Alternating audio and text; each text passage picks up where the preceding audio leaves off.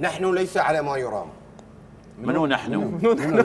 منو احنا المنتخبات الخليجيه. ايه زين، انا اخذها من سنه بطوله قاريه اللي هي بطوله اسيا، من سنه تصفيات كاس العالم، كاس الخليج.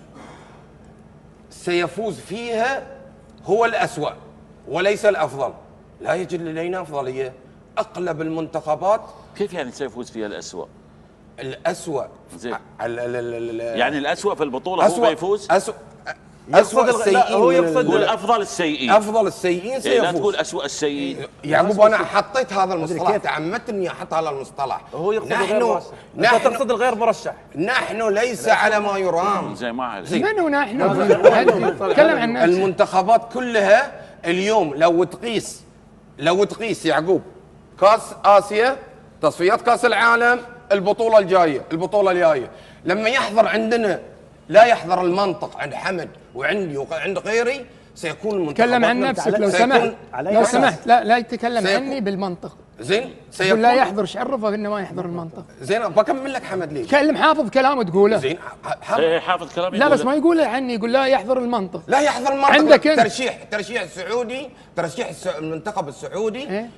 لا منطق. لا شلون لا منطق؟ لا ليش لا منطق؟ انا بقول لك لا منطق. ايوه لا منطق. اترك الجوال. لا المنطق انا كاتب اشياء بيقولها. شوف الحين ريال يكلمك، ايش تبي في التليفون؟ بس حب التليفون. معلش يعقوب، بعد انا مسجل هاي. شوف المسحل في خبر كان، والكرة السعودية ليس لها مكان الآن. الكرة السعودية في هذا الوضع عندها تراجع مخيف جدا. ليش يعقوب؟ اليوم التشريعات والأنظمة وكل التخطيط للدوري وليس للمنتخب. اليوم المنتخب من فترة طويلة ليس له هوية، ليس له شخصية، ليس حاضر. والدليل من متى؟ عبد الله تاريخيا، بس خليني اقول لك خليني اكمل.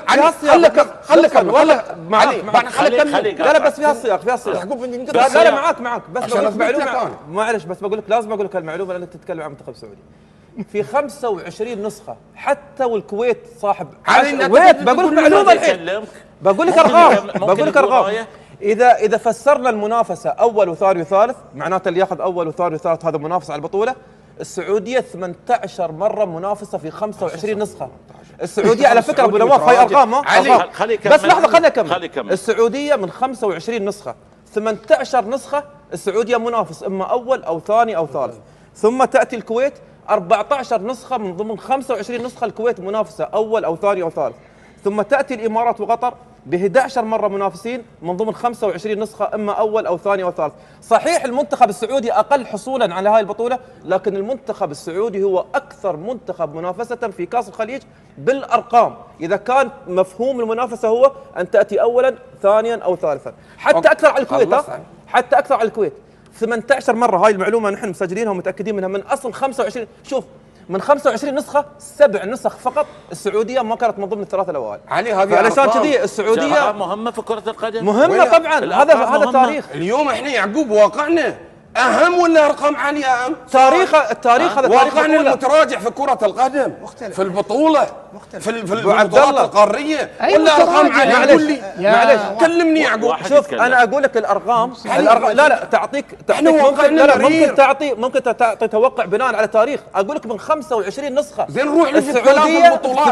روح لي في البطولات القارية اللي هي مقاييسها. لا أنا أتكلم عن كأس الخليج. لا أنا أتكلم عن كأس الخليج. اليوم احنا ندش تصفيات آسيا للمنتخب السعودي يخرج من البطولة. المنتخبات كلها تخرج من البطولة. معلش شوف كاس آسيا من سنة أنا أتكلم لك. إني كاس العالم ما يقدر المنتخب السعودي ما يقدر يفوز، ويتكلمني عن المنافس على اندونيسيا على الصين الشعبية ويقول لي بطل. أنت اليوم شوف لما لحظة علي لو سمحت منه الأسوأ. زين ما سمحت من مرشح هو. معلش من مرشح عشان أتفاهم معاك. من مرشح لما ما